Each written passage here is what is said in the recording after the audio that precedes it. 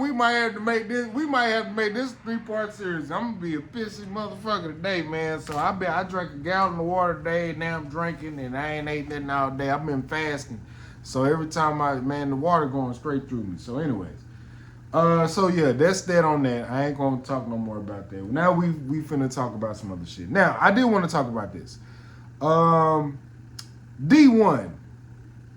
D1 came out and basically said a whole bunch of stuff about Rick Ross, Meek Mill, and Jim Jones. D1 basically came out and said Rick Ross, Meek Mill, and Jim Jones are making murder rap music. They're making this hustling music, and they're not living that life anymore, and they're making the kids want to trying to influence them about a lifestyle that they're no longer living. D1 said this. This has been a hot topic all week. This is my thing. I feel like D1, when he talks about Meek Mill, Jim Jones, and Rick Ross, I feel like it's some hoe ass shit. I feel like it's some hoe ass shit because you want to attack artists because of your thought process and your agenda about what's wrong with black society. Jim Jones, Meek Mill, and Rick Ross is not what's wrong with black society. Hip hop music is not what's wrong with black society. D1, hip hop music is not what's wrong with black society. And I'll respect due, my brother. I don't know you from a can of paint. From what they say, you do a lot of stuff for the community. They are not what's wrong, what's the ills of hip hop society. What's wrong with black culture in America is not rap music, Mr. D1. It's parenting. It's education. It's white supremacy. Those are the issues. Let's not use Meek Mill, Rick Ross, and Jim Jones as scapegoats. They are artists. Not only are they artists, how many black people do Meek Mill, Rick Ross, and Jim Jones employ? How much do they give back to their community? For years and never even talked about it. And I'm not saying that you don't do that neither, bro. You probably do. They say that you solid in the streets. This is not me trying to put up your resume with their resume. I'm just saying if we're going to judge our people, let's not use the rappers as scapegoats because those are the easy targets to use for your argument and for a lot of arguments. Meek Mill, Rick Ross, and Jim Jones make adult music. If any child is listening to Meek Mill, Rick Ross, and Jim Jones, that is a parent issue, sir.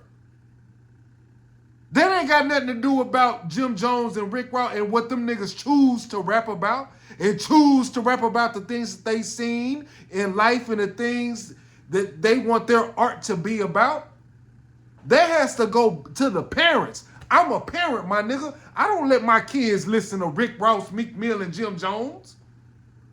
I let them listen to niggas like you. So what we need to do, instead of focusing on the stuff that you think is what's stopping the progression of our communities, let's focus on the things that we do want to pump into our communities that's positive. Why you gotta focus on them niggas? Why don't you focus on talking about the artists that you do like that make positive music, sir? Jim Jones and them are making art that they want to make. They have every right to make the art that they want to make. They can rap about whatever. They can rap about killing, murdering. They can talk about whatever they want to talk about. That is grown-up music. I don't know what era you come from, sir, but in my era, my nigga, we wasn't allowed to listen to grown-up music. It's certain songs that my mama wouldn't let me listen to that Marvin Gaye sang. That's called being a parent. When there was a house party in the house, all the kids went into the back room to play games, or they went outside while the parents was in there getting high, drinking and smoking and listening to crazy ass sexual healing.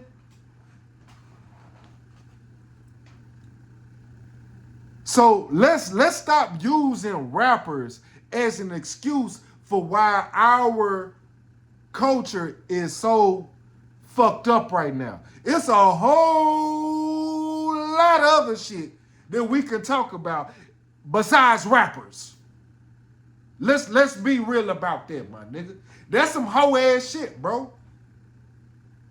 I understand your frustration, but I feel like, bro, it's too many other major topics to attack besides rappers that are making money, that are providing for their families and employing other black people, and they make music that expresses how they feel to people who understand that struggle in that part of life. You know how many motherfucking rappers and artists out here that make positive music? Why are we wasting time talking about Meek Mill and Jim Jones? See, as a culture, bro, as black people, we gotta get off this shit where we want to just talk about the shit that we don't like, as opposed to bringing light to the shit that we do like.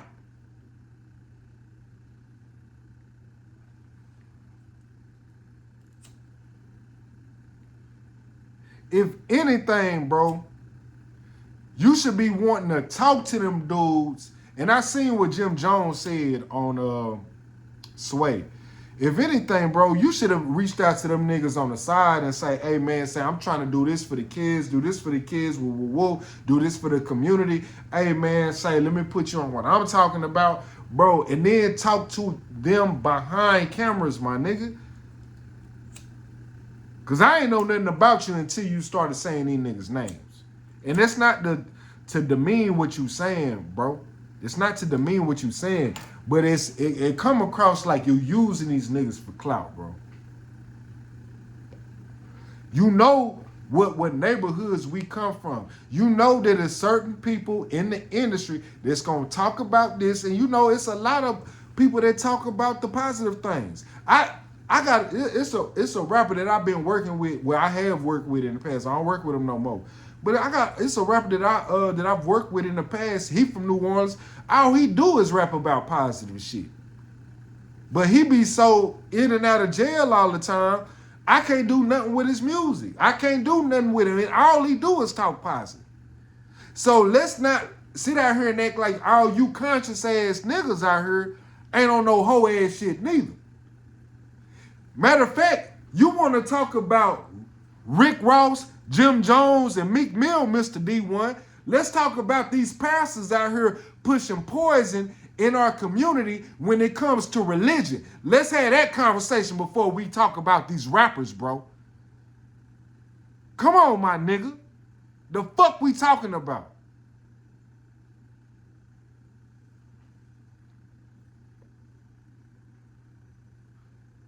Who got more influence?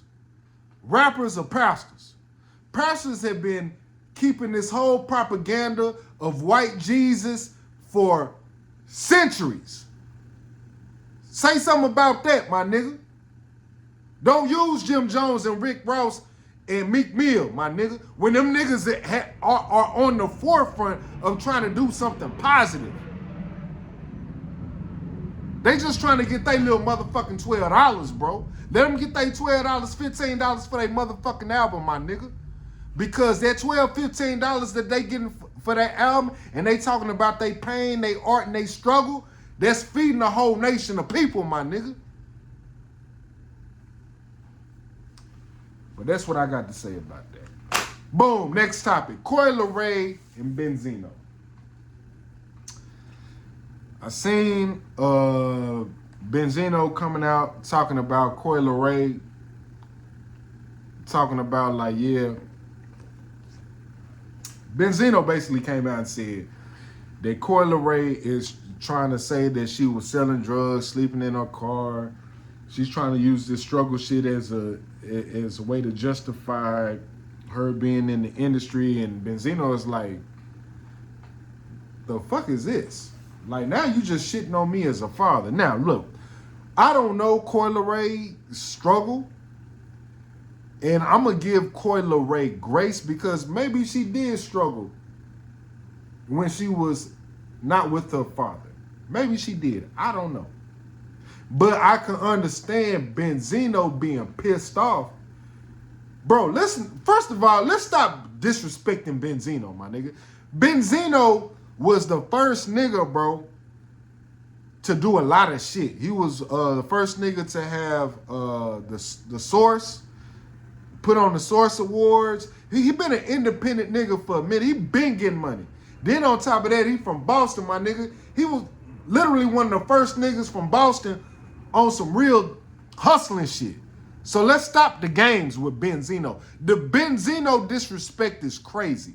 Does he do a lot of stuff that we done seen? Man, I seen maybe one or two things. I was like, damn, that's crazy, Benzino. You wildin', my nigga. But Benzino been getting to the money for a long time. And Benzino been standing up for black people for a long time. So I highly doubt that Benzino has been allowing his daughter to sleep in the car. Now, maybe she did on certain occasions. Maybe that is her struggle. But I understand his frustration. And I understand Coi Leray's frustration as well. Because maybe she did go through some shit that her dad is just not privy to when she wasn't around him. And I can understand being a father when I don't get my son every day that what he's going through, even though he might be going through some gangster shit. I'm not saying my son is a child. But maybe when my son is not with me and he's with his mom, doesn't mean that his mom is not a good mom, but maybe he's going through his own trials and tribulations that speak to his artistry. But I understand both sides. I understand the frustration as a father that's been having money. You like, damn, girl, sleeping in a car, my nigga, you know how much? Girl, you been living in mansions your whole life. You know what I'm saying? I've been getting you, because he said he was getting his daughter 5 months out the year or some shit like that. Man, look, I fuck with Benzino. I don't know too much about his rap career, but I seen what Benzino has done for black people. And when it came for him having magazines and doing business and putting black people in positions of power, and let's not act like he didn't expose Eminem for saying some old racist ass shit against black women. But don't nobody give him no points for that. They was trying to kill Benzino's career when that Eminem shit came out. So let's be real about that too, though, my nigga. This nigga always been about black empowerment. Benzino been a real stand-up nigga. I fuck with Benzino.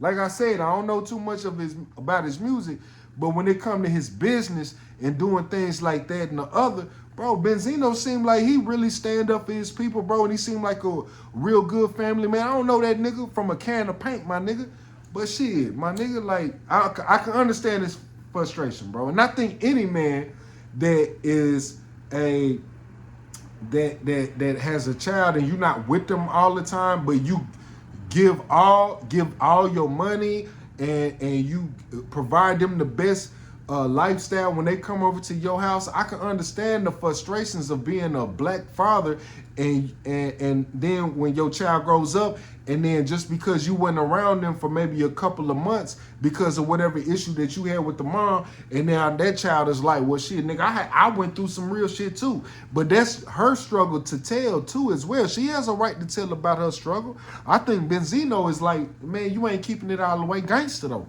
You know what type of nigga I was. And I think she mad because, well, nigga, you don't know what type of gangster I was. So I can't say who's right or wrong. I don't think Benzino is wrong. I don't think Coy Leray is wrong. But I do understand where the division can happen at. I be saying some real shit sometimes. Y'all don't even want to fuck.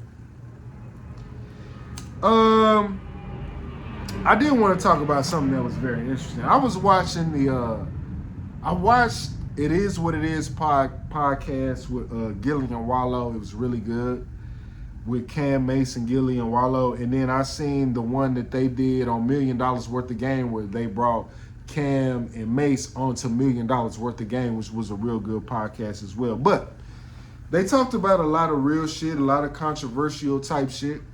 But I felt like there was one thing that was super controversial. I feel like this was controversial when Cam and Mace was on $1 Million Worth of Game, and they brought up the topic, when Gillian Wallow brought up the topic of the top 5 rappers in Harlem. I felt it real interesting, and I felt like this was like some crazy shit for this nigga not to put Jim Jones in the top 5 best rappers from Harlem. I thought that was crazy. That nigga went to naming niggas I ain't never even heard of. You know what I'm saying? And I understand that they was trying to name niggas that was like, nah, these some niggas that was real solid niggas. But for this nigga not to name Jim Jones as one of the best rappers of all time that came from Harlem, especially out of every Jim Jones evolution as a rapper, bro, to what he is now, and for you to not put him in this top 5, Cam, that's some hoe ass shit, bro. That's some hoe ass shit. Look, I get Joel Santana. Joel Santana's cold as a motherfucker. He cold, bro. Joel Santana is underrated. But for you not to give Jim Jones in your top 5 list, especially when y'all came up together, bro, bro, I ain't gonna lie, bro. I was like, come on, bro. So obviously, it's some shit that's going on with Cam and Jim. That's crazy. I hope them niggas squash that shit. But Jim Jones definitely deserves to be in the top 5 greatest rappers of Harlem. And I'm just gonna go off of my top 5, nigga. And I'm from Dallas, Texas. My greatest top 5 rappers from Harlem. I don't know who. This nigga said Trooper J, and I'm pretty sure them niggas was cold. And Big L too. He definitely in my top 5 as well. I have to go Big L, Cam, Jewels, Jim, and you can say Mace. I don't know who the other guys he was naming. But for you to not put Jim Jones in your top 5, bro, and y'all, man, that was crazy, my nigga. That was wild crazy, my nigga. That was crazy. It got me really thinking like, well, damn, what the fuck going on with Jim and Cam? Because I really want to see Jim and Cam and Santana work together. Again, I would love to hear some music from him. But I'm going to be real with you, though, bro. What Jim Jones has been doing, his music lately, bro, for the past, I'm going to say real shit. For the past, you could say 8 years, maybe 5 to 8 years, bro.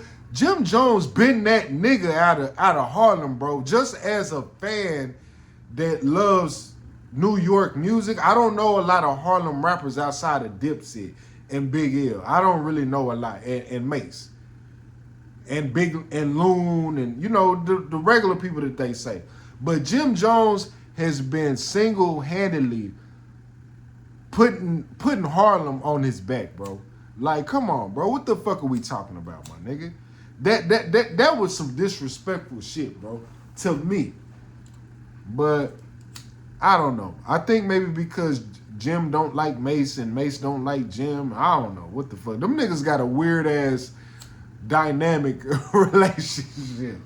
But I can understand because I got a cousin like that, you know what I'm saying, that I got a weird dynamic with too. Like I love that nigga and that nigga love me, and if something ever happened, nigga, we gonna fight together and all that type of shit. But nigga, you put us in a room together, nigga, me and him might be fighting and it's gonna be fuck you, fuck me and all this type of shit, and it's up when it's up type shit. So I think they probably got that type of relationship. But man, hey man, Jim Jones deserves to be in the top 5 of best Harlem rappers, period. Facts. Let's stop the games. I understand is what it is. This the shit I love is what it is.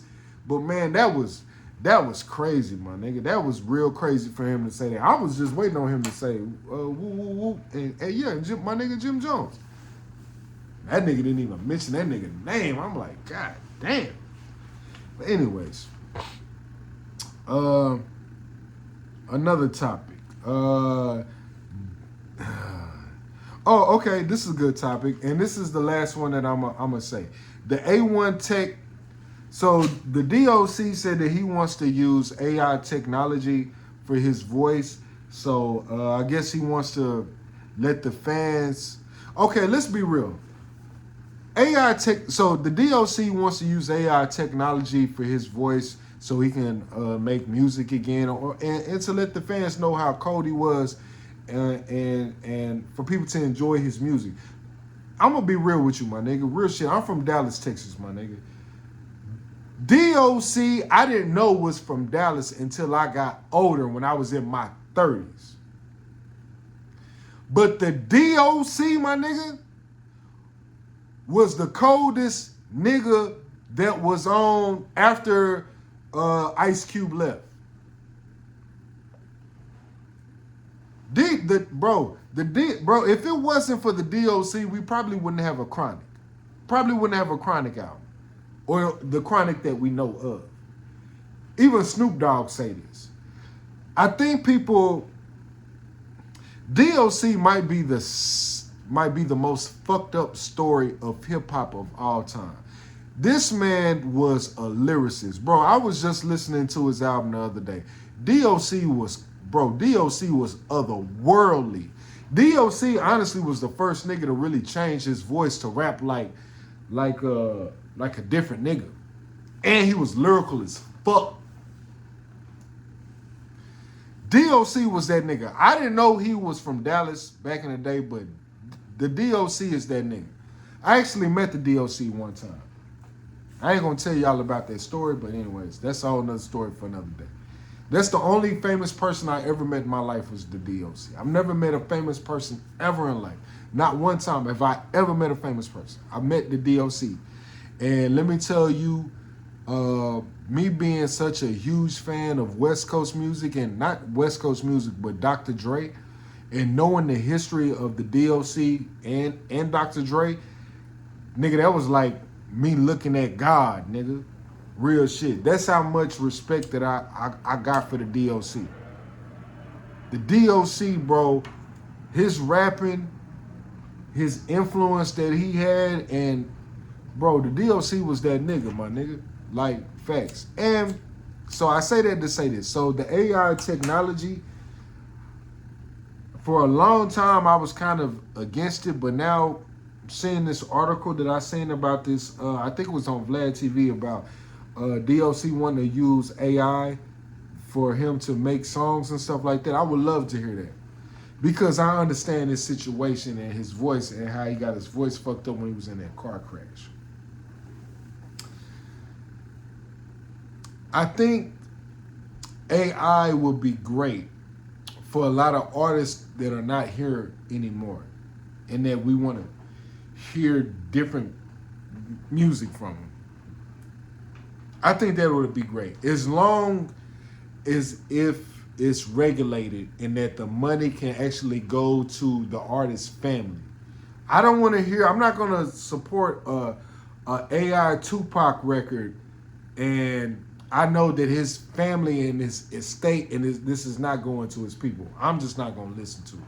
Now, if I know that AI technology is making a Tupac record and his family is getting the publishing, they own the masters or whatever, something that they can work out, I'm going to jam that motherfucker. You know what I'm saying? I'm going to be real. I would love to hear a new Tupac record. I would love to hear a new Biggie record. I would love to hear a Big Pun record from AI. I would love to see how they would do it. I'm going to be real with you. I would love to see it. I would love to hear it.